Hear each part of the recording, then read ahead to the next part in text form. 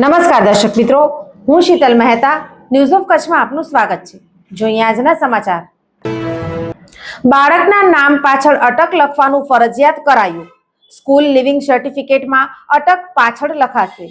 Gujarat board હેઠળની રાજ્યની તમામ સ્કૂલોમાં 9મી જૂનથી નવું શૈક્ષણિક વર્ષ 2025-26ની શરૂ થયું છે।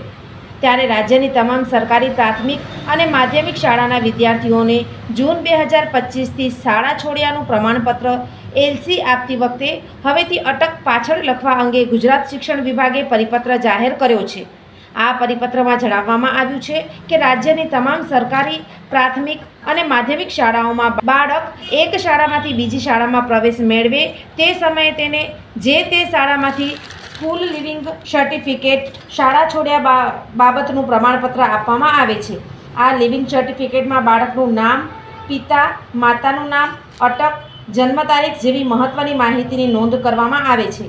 હાલમાં અપાર આઈડીની કામગીરી ચાલુ રહી છે, જે અંતર્ગત આધાર કાર્ડ સાથે બાળકોના નામ મેપિંગ કરવાની કામગીરી પણ કરવામાં આવી રહી છે। આ બાબત ધ્યાને લેતા હવે આગામી શૈક્ષણિક સત્ર જૂન 2025થી શરૂ થઈ રહ્યું છે।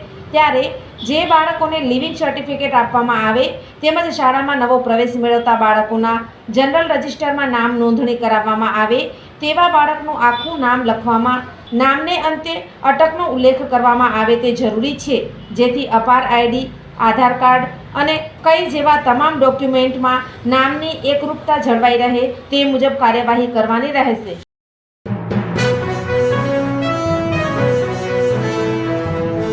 દર્શક મિત્રો, આજે તારીખ 10 જૂન 2025 આ હતા આજના સમાચાર। આવતીકાલે ફરી મળીશું, ત્યાં સુધી મને રજા આપશો। નમસ્કાર।